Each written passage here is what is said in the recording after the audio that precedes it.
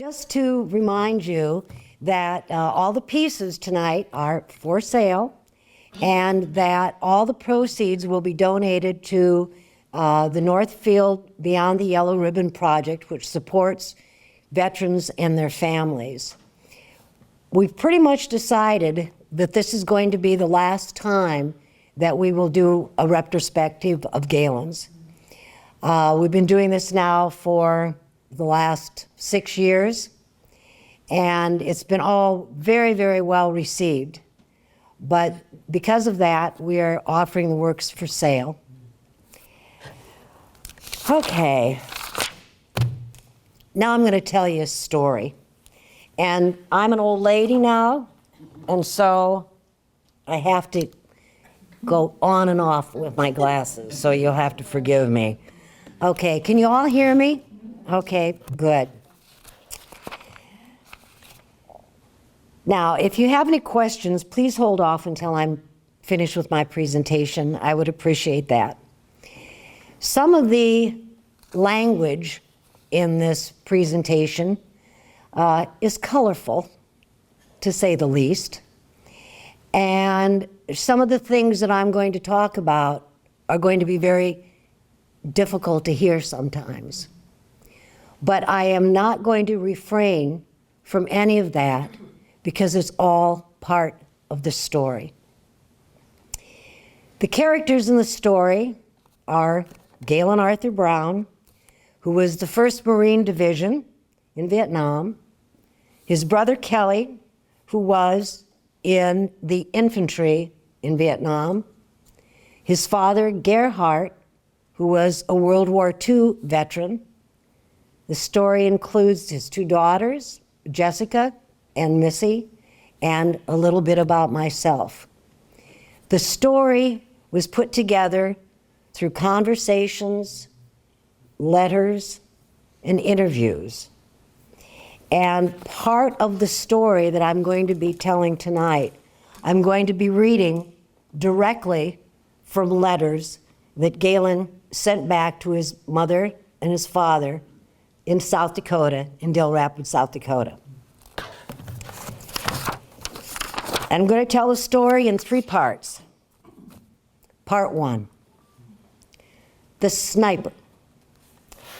In 1965, a year and a half of college under his belt, Galen enlisted in the Marines. He was 20 years old.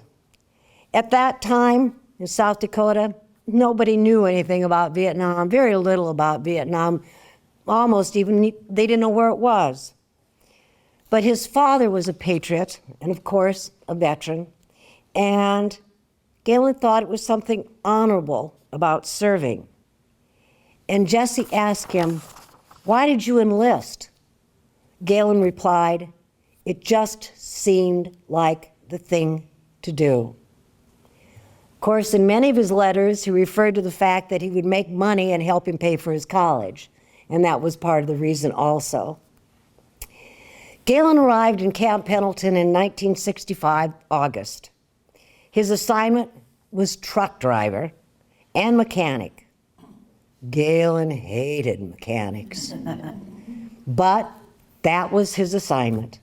And he was classified 3531 motor vehicle operator, heavy.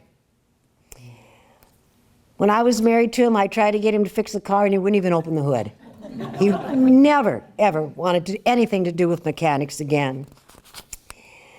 Well, it was always a crapshoot where you're going to be sent after boot camp.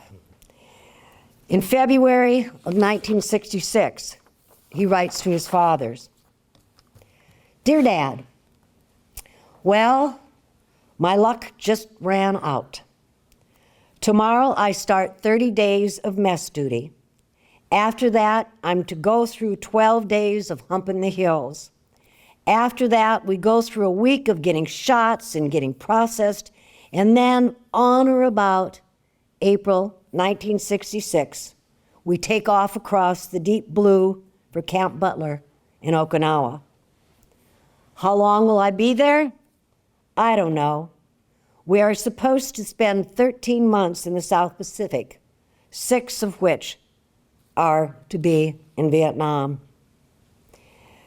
By the way, 6 of those days we spend humping the hills, and they're spent in the field, living in foxholes and eating sea rations, something I am not exactly looking forward to as a good time. We are staging B&M. The place is really bad. Everybody I've talked to say they would much rather go straight across the seas than go through staging, and I can see why. And then he talks about if you are caught walking down the street with your hands in your pockets, you will be fined $20 for each hand. If you are caught walking down with a cigarette, then you will be fined $20. By June 1966, he is in Chuai, Vietnam, and he writes, "Dear Mom and Dad, thought I'd write and tell you I made it to Vietnam, all right. Boy, when the guys said it was hot down here, they weren't just kidding. I thought Okinawa was bad. It was cool compared to where it is here. Today, it was 110 degrees, and the guys around here say it was a cool day. It's nothing for the temperature to get up to 130 degrees. And in this humidity, it's damn hot." We live in tents, of course, and when we want to take a bath, we go down to our homemade shower. Those showers are something else. You can't wash yourself, and you have water coming down on you at the same time, because in order to have the water coming down on you, you have to reach up and pull on the chain. How can you take a bath that way? The church is right next to us. It's a grass hut with a white cross on it. There are only 2 things I don't like about this place. It's too hot, and you have to carry your rifle with you wherever you go.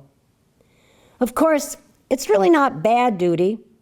We don't have to salute the officers anymore, and we don't have to be squared away in our uniforms.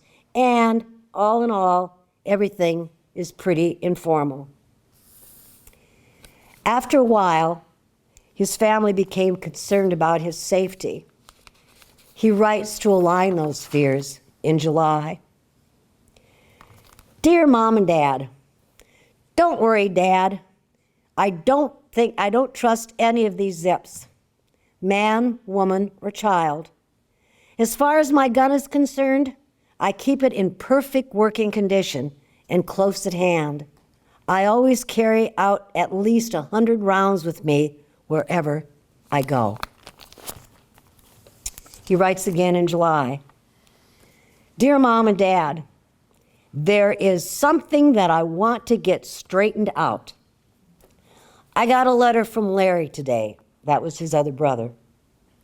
The first line went like this: "The whole family is awfully worried about the news we hear from your section in Vietnam," unquote. I don't know what kind of news you've been hearing, but whatever it is, it's probably about what's ever happening outside of the perimeter of Chuai. As far as Operation Hastings is concerned, I don't even know for sure what that is. Believe me, you are more in danger driving down Main Street of Del Rapids than I am over here. So stop worrying. That wasn't quite true. He drove convoys into what he called country, where there was active Viet Cong resistance. In one letter, he said, "Well, I'm a combat veteran now. We were mortared in the morning of January 1967. No, don't worry, no one was injured, but I admit I was fairly scared at the time." In February 1967, he had 80 days left in Vietnam. He writes home from Chuai, "Dear Mom and Dad, I just thought I would write you a line. There's not much happening to write about around here. The day before yesterday, Master Sergeant Crocker and I went out to the 1st Field Artillery Group. They're about 8 miles east of us. I thought we lived in a mud hole until I got out there. Yesterday we went out to the 7th Marines. They're the grunt outfit. They're about 10 miles southeast of us. They live in nothing but a big old sand lot. The sand is so deep you can hardly get a truck through it. Excuse me.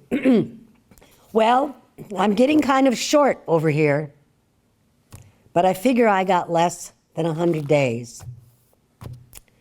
And what did he tell about Missy and Jessica, about his experiences in July? I had a monkey that hung around my tent. Fruit over there was really delicious. Bananas and pineapples, fresh like we never get it here. I fed some to the monkey. Maybe that's why he was always so happy when I returned from the field. And then there was this rat.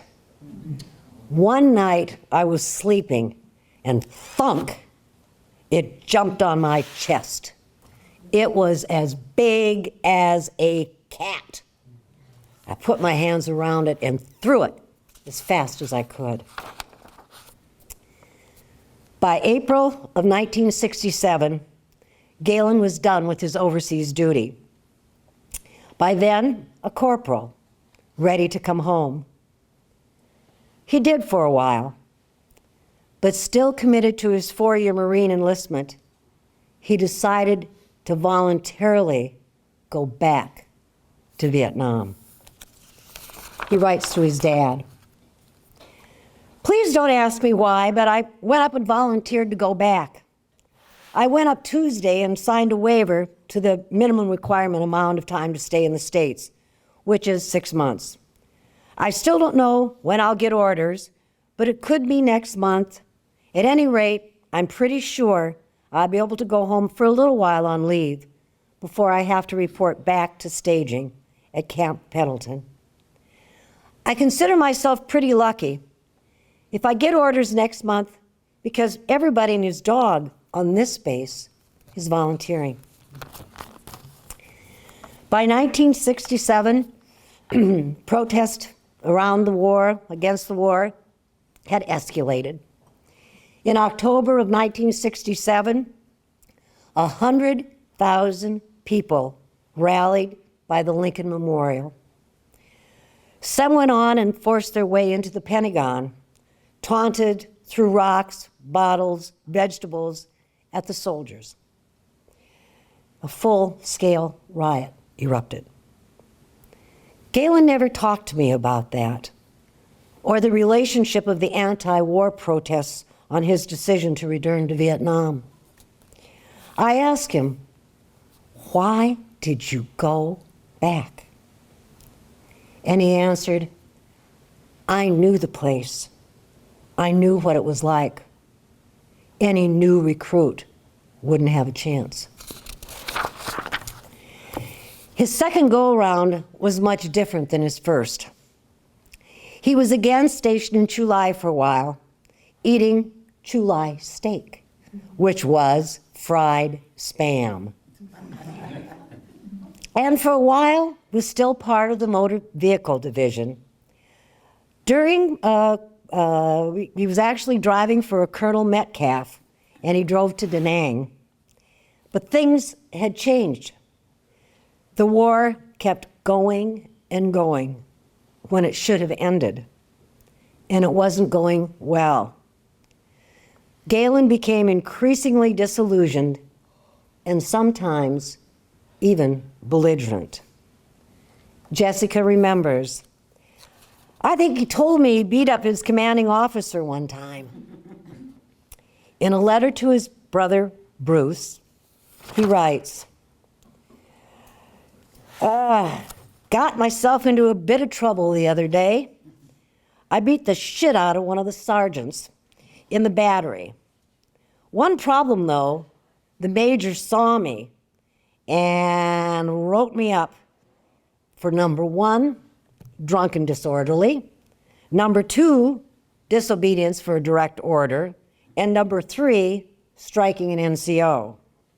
Thought for sure I was going to be busted and sent to the Brigandine, but all they did was fine me $40. I really skated that one, but the guy wasn't right in his order. Also, in his second tour of duty, Galen got a new assignment, sniper. For March 1968, he writes, "Dear Mom and Dad, we have a new thing going in the battery, sniper teams.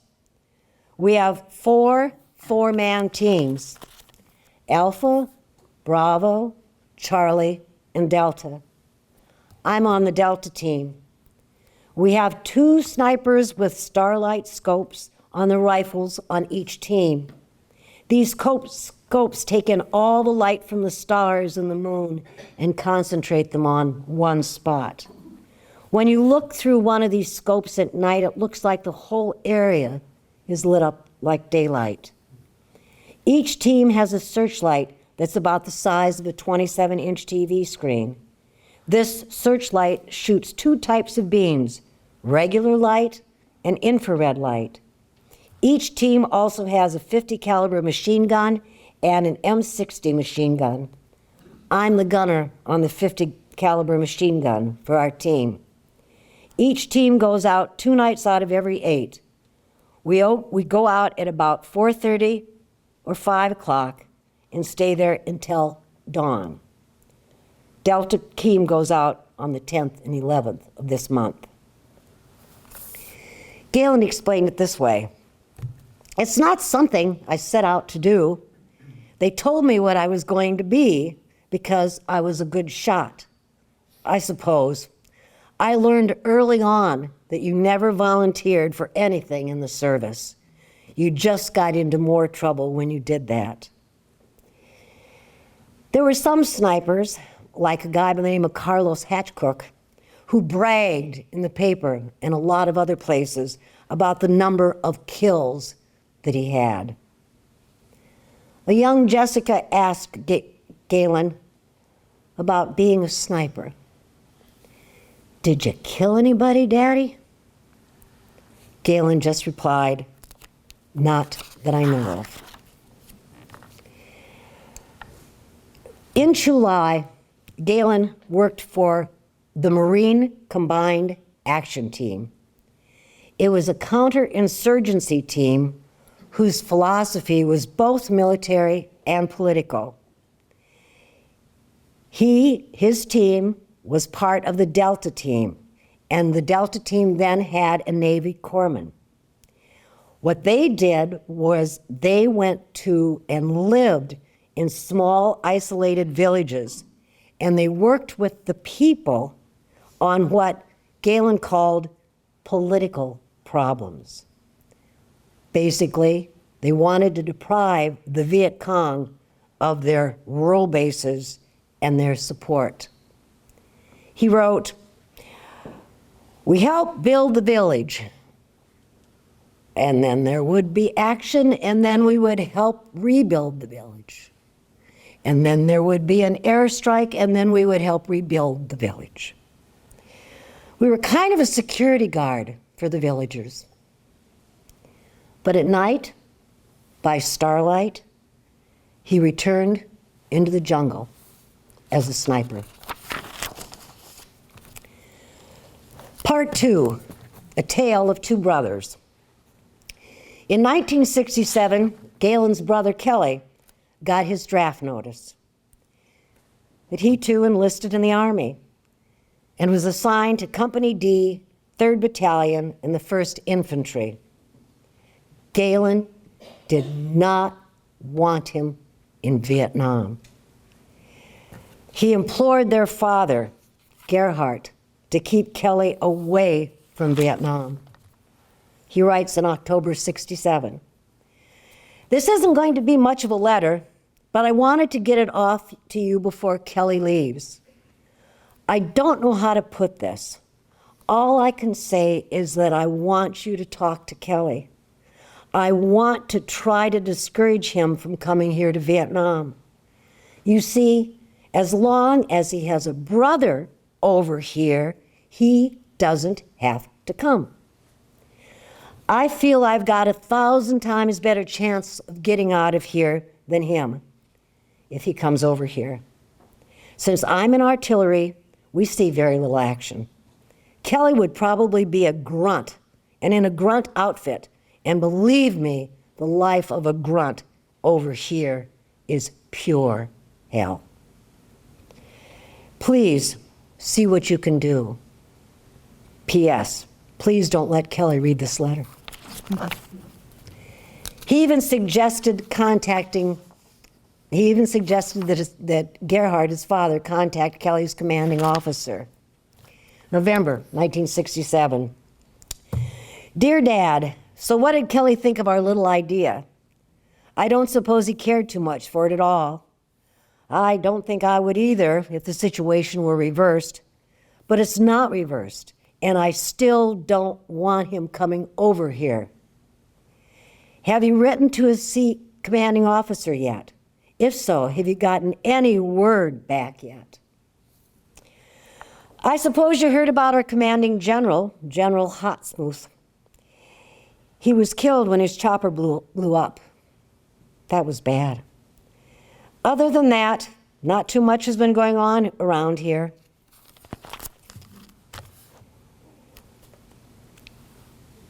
He doesn't know when he's going to have to go to Da Nang.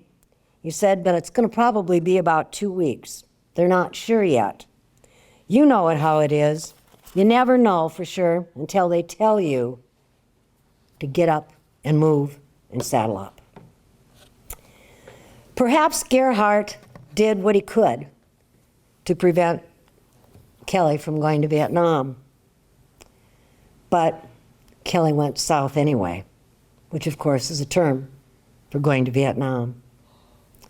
By January 1968, Kelly is in South Vietnam and Galen is now away. As soon as Galen got the word to Kelly, about Kelly, that Kelly was in country, he began the long process of trying to get him out. There should have not been two brothers in Vietnam. But the first thing that Galen had to do was to convince Kelly to go home. After a while, Kelly began to see action and sent this letter to Galen, and the envelope was marked in country. This is from Kelly to Galen. Dear Galen, been meaning to write to you ever since I've been here, but sometimes just don't seem to have much time for writing letters. Have been seeing some action, but nothing real heavy yet. Casualty rate is running about 25% in our unit. Most of them fucked up by booby traps. Guess that's not unusual with a new unit. Lucky myself that Charlie isn't a better shot, because I've had a few close incidents with a sniper. What may have convinced Kelly to leave Vietnam was the news from home about their father, Gerhard. Kelly writes, from the letters I get from home, it seems that Dad has been getting to be a complete nervous wreck with both of us here. I figure one of us had better head out. But then he continues. My first sergeant informed me that Dad has been writing letters to everybody, to senators, to congressmen, to generals, etc., etc., etc., trying to get me out. But Kelly is still thinking about his brother. Would just as soon stay here myself. It gets a little hairy at times, but I have a feeling I would make it out all right. Figure I lead a charmed life. Now, God damn it, man, if you want out, for Christ's sake, just tell me, and I will sure as a hell arrange it. As a matter of fact, I would much rather have it that way. But Galen wouldn't let that happen. Finally, word came in March of 1968 that Kelly could get out of Vietnam if Galen wrote to Kelly's commanding officer stating the date that Galen started his tour in Vietnam, when the tour would be over, and when, if he fully intends to complete the tour. Galen decided it was best if he hand-delivered the letter to Kelly's CO and began preparations for the trip across country. Galen receives a letter from his father. Glad you're going to see Kelly and do what you have decided. This is from a World War II veteran, remember. This is a different conflict, and it causes one to wonder whether this sacrifice made by our sons is worth it. Galen got the okay to deliver his letter to Kelly's CO and also to see Kelly. In mid-March of 1968, he started for Kelly. He never made it. En route, his truck was hit by enemy fire. Galen, shrapnel embedded in his head, was air-vac'd out of Vietnam. Kelly had to stay. Part 2, afterwards. I met Galen in 1981 at the University of South Dakota. He working on a degree in art, me a master's in communication. Both recently divorced, he with a daughter, Missy, me with a son, Zina. We fell in love, got married, and had a daughter of our own, Jessica. I knew he was a Vietnam vet, and I was aware that he was injured and that he had been paralyzed on his left side, that he had not very good use of his left arm and his left hand. But that was a long time ago, I thought, and all of that passed. I didn't know that some things never pass. One night I had a nightmare and hollered in my sleep. Galen sprang out of bed in a frightening stance, fully awake, eyes terrified. He calmed down, looked at me, and said, maybe it's a good idea we don't sleep together anymore.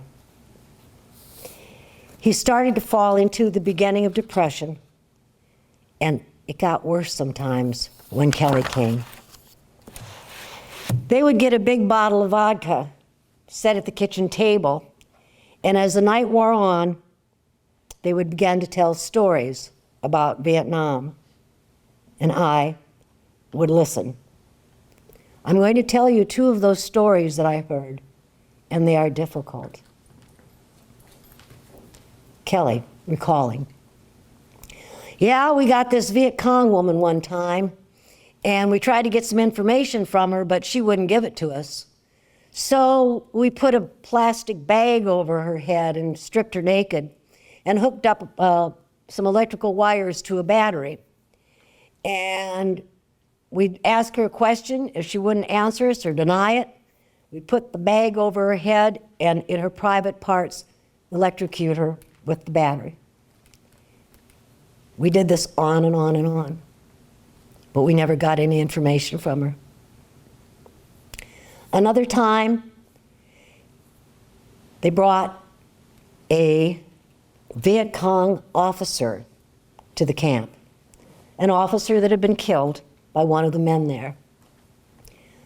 What they did is they took a stake and ran it through him and stuck the stake on the ground and made him salute like this, so that everybody that was coming into camp was being saluted by a Viet Cong officer. Galen never told any horrific stories, and I don't know if he was ever any part of those horrific stories. And they're difficult stories. But his daughters, when they were young, Jessie and Missy, never were subjected to them. but they knew something laid beneath the surface of their father. Not long out of Vietnam, Galen married his first wife, Sharon Gannon, and Missy was born in 1969. These are some of her memories of those early years. It was kind of tense in our house sometimes. We'd have to tiptoe around him. Sometimes I was even afraid to ask him for a cookie. It seemed to annoy him. But he was always so very gentle to me. We could never go camping, though. He never, ever, ever wanted to sleep in the tent. I loved camping, and he would never go camping with me. You get him outside, that was it. No camping, no nights, nothing. If we went on a vacation, we stayed in a motel. Missy also remembers poking Galen in his left arm, sneaking up behind him, poking him in his left arm to see if he could feel it. Of course, he couldn't feel the poke. Galen's daughter, Galen and Mai's daughter, Jessica, was born 15 years later. Galen remembers, Jessie remembers, I was fascinated by the scar on his head. That's where he was shot. Or that's where he got the shrapnel. And he told me there was a plate in there. And I couldn't figure out for the life of me how they put a plate in his head. We'd play gin. He would always make me pick up the cards if they fell off the table to his left side. Sometimes I think he dropped them on purpose. As they got older, they would ask him about Vietnam. Most of the time he would say, I don't want to talk about it. But sometimes when he was just visiting in casual conversation, he would give us a glimpse of some of the things in Vietnam, like walking in the jungle, and of course there's cobras in path. You couldn't shoot them because you didn't want the enemy to know that you were there. So you'd pick up your gun, and with the barrel of your gun, you'd reach down and scoop up the cobra and throw him in the jungle. The centipedes were really bad. Huge, big centipedes. And Galen lived with him, no wonder he didn't want him camping, lived with him in his tent all the time. And it got so bad that he would have to hit them and squish them with the butt of his rifle. He always said when he came home from Vietnam, he showered and showered and showered, but he never could seem to get the mud, the Vietnam mud, out of his pores. And much later, he would talk a little bit about the Tet Offensive. You can't imagine how much death there was. So many, many dead people. Vietnam haunted our marriage, and Galen fought depression. I thought it was our relationship, so we parted. Years later, Galen was finally diagnosed with PTSD and was on a special bus provided for veterans by the DAV, but it was sponsored by Harley-Davidson. And they would go around to neighborhoods and allow free medical service for Vietnam veterans. Galen passed in 2013. At his funeral, his brother Kelly told Missy, I feel responsible for Galen's injuries and his difficult life because of it. He should have been the one that went home. Galen never felt that way. It gave him the strength to speak out publicly at college campuses and other venues about the ethics of war and the behavior of soldiers. Galen wrote in 2005, "There's got to be a line you don't cross, or else you stop being a human being. There are certain things you just don't do. That's why we have the Geneva Convention. You have to have a certain sense of how far you'll go in war. In my mind, going to war is a failure in the first place. It's further failure if you step over the line and start treating people as if they weren't human beings. Yeah, we're at war with these people, but I'm not going to do torture or just fire away in a clear fire zone. You have to use some common sense. If some kid is out there playing in the clear fire zone with his dog, you don't shoot him.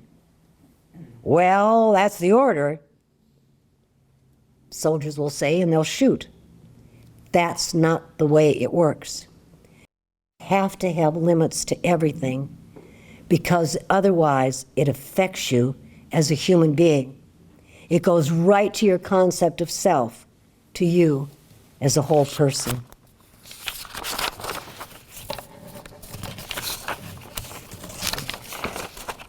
The other thing the Vietnam experience, of course, is gave Galen his art. And in 2018, after Galen passed, and when I was in the midst of doing all the gallery shows, I wrote a posthumous letter to Galen, and it was part of the Minnesota Remember Vietnam project, and was part of a Minnesota Public Television initiative. This is the letter. Dear Galen, if I can get through this. Dear Galen, what am I going to do with all this art? Hundreds of pieces of works on paper stacked atop tables in my family room. Each image contains a shape or shadow of your Vietnam experience. Over 40 years, you work through your art, you through it again and again. Now I'm working through it. These images retrieved by your daughters from a Northeast studio, Minneapolis studio, when you died. They kept your Purple Heart, your Marine insignias, photographs of you, but your art has come home to me. Legally, the art belongs to your daughters through a handwritten will penned before your death in the Veterans Hospital. It's the only thing you had left to give them, but it is a legacy of monumental proportion. And now I have an obligation to do something with them. Why? I'm your ex-wife. We have not lived together for over 20 years, but I always loved you dearly and respected you equally. Our time together was not easy. There were times when you would sit in front of the television for days, immobile. PTS was not even a diagnosed condition. When you and your brother got together, I would listen to your stories, horrific stories, sometimes late into the night. The image of your stories infiltrated my dreams. Fortunately, you had your release, your art. Over the years, as you continued your art, I believed it healed you. The pieces of this show that are out there today were carefully selected by my daughters and I. We spent hours looking at them and touching them. On occasion, I would have conversations with him. But through your art, I understood you in a way I don't believe I ever understood you before, Galen. Marine, wounded warrior, activist, philosopher, loving father. Your journey is captured in your art. Your daughters and I are proud you left us with this legacy and honored to share it with others. During this process, I too have been healed. Thank you, Galen. Galen received the Vietnam Service Medal, Campaign Medal, National Defense Service Medal, and a Purple Heart. There were 350,000 soldiers who received the Purple Heart in Vietnam. His is just one of those many soldiers. And as Veterans Day approaches, and if you are a veteran, please let us know, please know that we thank you for your service. Thank you.